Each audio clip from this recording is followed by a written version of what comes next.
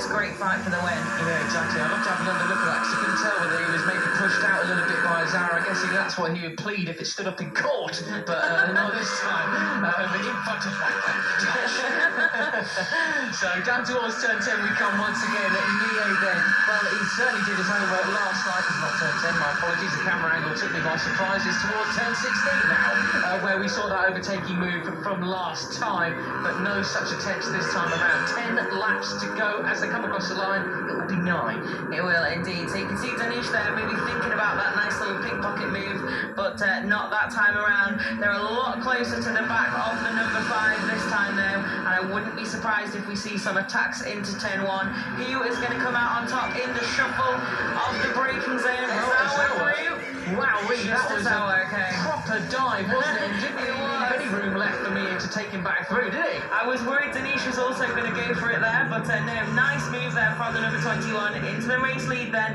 It's just a great little battle here, isn't it? It's got a bit calmer, a bit cleaner since a few frantic laps, and yeah, so far they just seem to be trying to get the measure of each other, and like you said, a few different lines, different places where different rider looks a little bit stronger, so it could be an interesting tactical one on the last lap, especially because obviously we saw some duels here last year with Daniel Sharil versus Tayo Furusato. Yesterday Danish by himself, and we didn't really get that move on the last lap between the other guys fighting for the podium, but so far these guys are already absolutely carving each other up, and I think it's a bit too soon to make it a bit calmer because Mie just straight back through, and Danish again looks to be just struggling to hang on to the back of him. It just went wide and he's just dropped back a little bit. There's a lot of mistakes from Danish today, from yesterday being so dominant and just absolutely it's perfect. Basically a second. A bit bothered that he's got so much company at the front after that performance yesterday, but especially Azawa, because Mie we didn't know, he was an unknown quantity after he crashed on lap 1 yesterday, but the number 21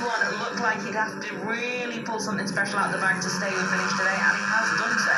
So impressive stuff from Shinya Azawa overnight to come out in this race and look behind. I was going to say yes, he is still there, but I think Danish might be able to get a little bit closer here and into the braking zone. I keep saying breaking point, it's not really English, but as you were at the front, and let's see if Danish has cut that gap a little bit with that slipstream. Oh, I thought Azawa was going to at the front then. That was an interesting different line choice. He's such a smiley character, Azawa, isn't he? But because the corners fit together so wonderfully that you just have that concertina effect, really, don't you? If you fluff one bit, you're in it for the long haul, unfortunately. But here is that battle then, just behind that leading group at the moment, and Duffy leading it, but there's 4 of them now, and then a bit of a gap back to the others, so this was a huge freight train a few laps ago near the start of the race, but now just starting to kind of move out into little pockets of 3-4 riders fighting it out. We'll have to see though, because everything can change in the ATC, especially when that bundle of riders punches a little bit bigger hole in the air. Yeah, 6.8 seconds they are for any sort of podium spot, so they're definitely fighting for the Wooden Spoon Award, 4th position, but it's more about the nice favourite than the progression. Yeah. Me too, it's the only one I ever would have got in Sports Day back in the day, but here we are. Daki, that is a good performance. I mean, you expect a little bit more from him having taken a race win already, but I think we can't really take away what an impressive performance this is from a rookie, as we see another rookie head back into P1. Yeah, exactly. I think got more than 4th. 4th is a very good finish for a rookie and for any rider, really. So yeah, main objective for him will be take as many significantly quicker than those behind them. You got Danish, the only rider in the 144s last time around, and the other 2 in the 145.2s, but that won't help any sort of lap times as Mie heads back through into the lead once again on his hour. So Danish, he's brought back these 2 back up, and he's really sort of settled in now after those that little trio of mistakes that he made earlier on. So a bit calmer for the Malaysian at the moment. Yeah, you think he's probably had a little bit more of a more regular heartbeat now, back on the back of them, and no stress. They've not escaped him to make it a duel for the win. But yeah, Azawa then just a little mistake on the number 21 there, and Gunmie needing no second invitation to head through into the lead. We still have a fair way to go in this race, so good news for us. It looks like we're going to get a great fight to the finish between these guys. But yeah, I don't know, we can't call it at the moment, can we? Gunmie though, seemingly a little bit less flustered than the others. We've not seen too many mistakes today from the number 5. It's a really solid job, because let's not forget, Adaki needs that finish, but so does Gunmie, because he also crashed out yesterday and took 0 points. I think he's about to lose the lead though. Yeah, that is really pressure from Izawa. That sort of move, the difference in line choice there.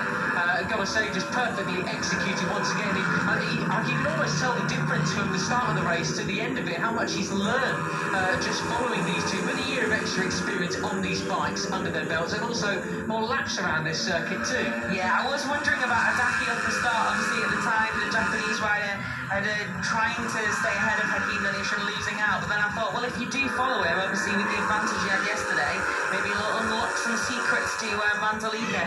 But no, it wasn't to be for the number 14. And at the moment, these guys seemingly needing no help from the Malaysian to stay at the front of this race.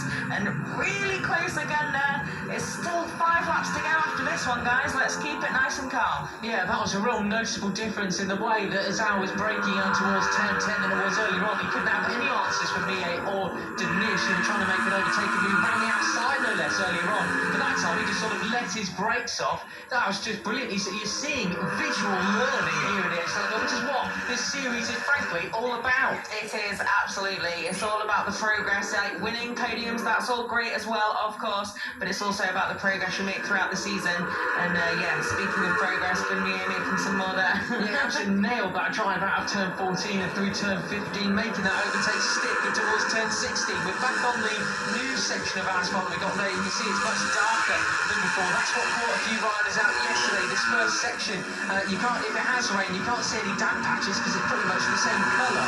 No such problems today though with the dry weather. The tone of the race is starting to change, Fran. 5 laps to go, and it's looking a little bit more about jostling for position rather than pulling out a lead ahead even more from the 4th place, who are now 8 seconds back. Yeah, they've pulled out that gap bit by bit, haven't they? And it's definitely a podium to lose for these guys. So hopefully we won't see any drama and we'll get a nice clean shuffle to decide this race. But yeah, it's getting a little bit more frantic at the front, isn't it? Especially the number 21 Ozawa and number 5 of Mie looking a little bit more elbows out, aggression, ready to really take it to each other. But we'll see how we get. Oh yeah, you see, just for once proving me right. Number 21, really different line there, but I think Mie's got it covered. He has indeed. That was a cracking camera angle. We've not really seen that one. No, Someone's having the camera up there. Here's a great slow-mo of turn 17, the final corner, that changeover onto the newer asphalt. We're watching Mie navigate his way through the final corner, knee down, scraping against the curves there. They are a little bit raised, so you get a little bobble on, and perfectly in the bubble, straight out of it. Here we go then, down towards turn 10 once again, and we've got Danish, who's good racecraft, also an important part of learning. But Danish then has picked another pocket up into 2nd place. Maybe the Malaysian is ready to try and push and get in the battle at the front again, elbows out, because it was quite the Ozawa Mie show for a couple of laps there with the Malaysian just hanging back. But at the moment though, still... And Protizan, about 2 tenths behind at the tie rider, will also have to go through a long lap penalty. This is why we say you got to avoid not just, well, the green, you can't be taking shortcuts like we saw Denise do at this exact point in the circuit, well, about half the race ago now. Yeah, it was a while ago now. The number 13's kept it nice and tidy since those few little mistakes he had. But yeah, certainly it's going to be a painful one as well, with not much time left in the race to try and get back on terms with the riders you're fighting at the moment. That long lap penalty is going to certainly put a dent in Fadila's finishing position and Huffy as well.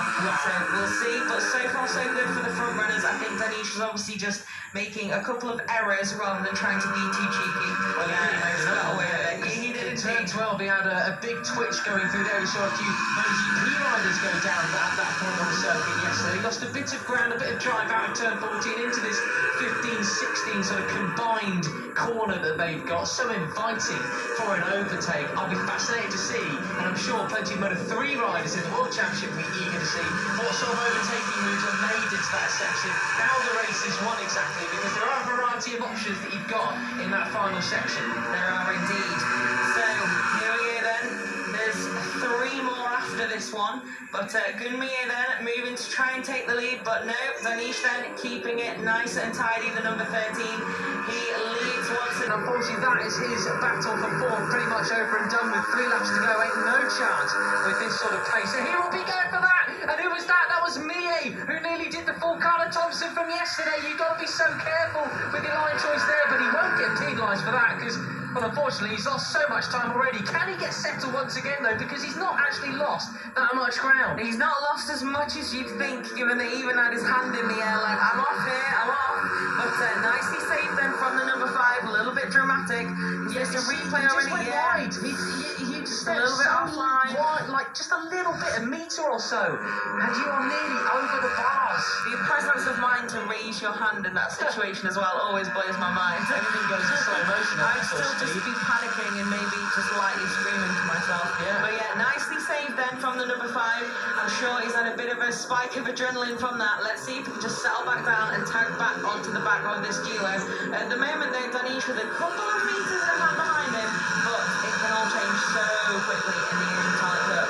Let's see if Azawa can get back on terms with him. You talk about a little adrenaline spike. I think that would have been the same for Azawa, who had a grandstand view of Mie's near error there. So he's chasing back on to Hakim Danish at the moment. Just needs to get settled. The gap as they came across the line was 0.4 of a second. Not much if he manages to get this next section nailed. We're in towards turn 2, turn 3. The difference in line choice between these two here. This is really crucial to nail your run out onto the flat out section of turn 4. It's about full throttle from now, and they do it all the way towards turn 10. So line choice is key at this moment. It is, and I think, don't want to call it too early, but I think Mie is going to be out of this fight for the win at the moment.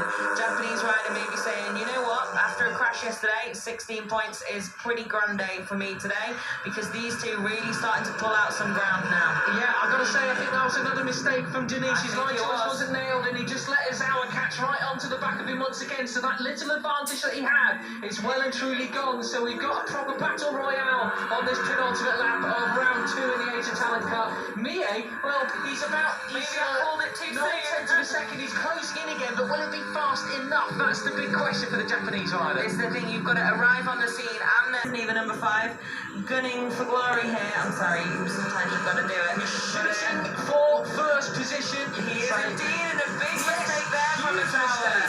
His countryman, well, goes so wide, he's back on towards P2. Azawa gives a little shake of the head. He's frustrated with himself. Does that leave Danish as we go into this last lap in prime position to take second win here in Mandalika? I think it may well do, which is the Malaysian needs to realise that he is alone at the front to keep it nice and tidy, the number 13 now, because we have seen him in the green a few times. But yeah, big mistake from Azawa then. Not too duel for second here. Let's look at the intermediates as they come out of section 1. So Mie is 9/10 of a second adrift from Danish. What about when they come through these sort of sections? They get deliberately nailed it. Yeah, I think he did indeed. So they're not that far behind, are they? The number 13. Any little 7/10 of a second now. So that's 0.15 of a second. That's incredible, isn't it? You can see them visually getting closer and closer. I don't know if they're going to have enough time though to really make an attack. We will have to see. At the moment, they're Mie hanging on to that second place, and the number 5 really giving it everything to try and be in this fight for the win. Look what this will do for the championship, though. 1 point will be separating. Hakim Danish will take the lead from Azawa. If it stays like this, Mie, time is running out for him. I think it is too late. It looks like Azawa has settled for third place. Tranduk Tai has gone down at turn 16. That was a lap ago. These are the final corners. I think it's going to be glory for Danish once again here for the Malaysian. Just 1 more corner to go.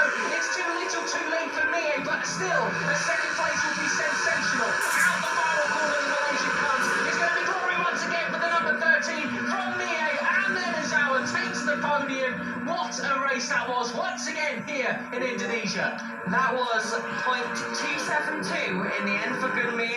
Absolutely another solid job from the number 2 to move through the field. Carter Thompson, some nice good points there in 6th place. And yeah, recap for Dilla then after that long lap penalty 7th. Hamad Al-Salhuti once again moving through the field into 8th. And True Hadeke and her fleet completing the top 10 there as well. Goodness me, what a great little array of results. Lovely to show sportsmanship from Danish and Mie then. Yeah, fist bumps. They're all good race here, wasn't it? I don't know of any rivalries in the Asian Talent Cup. I don't know of any of the riders that don't like each other or anything like that. They all seem very chummy. They do travel around Asia and Oceania together all year long. So, yeah, it's good to see. We had some good vibes in the Accenture workshop on when was it? A Thursday it was here, going through some social media and communication skills for these guys, including a little bit of English practice too. And yeah, the vibes were really good there. Some some great quotes about after that late crash. Yes, normally when we see it, so for a checkup, it's just a precautionary measure. Exactly. I think it had initially come up right at okay, so hopefully he's just thinking.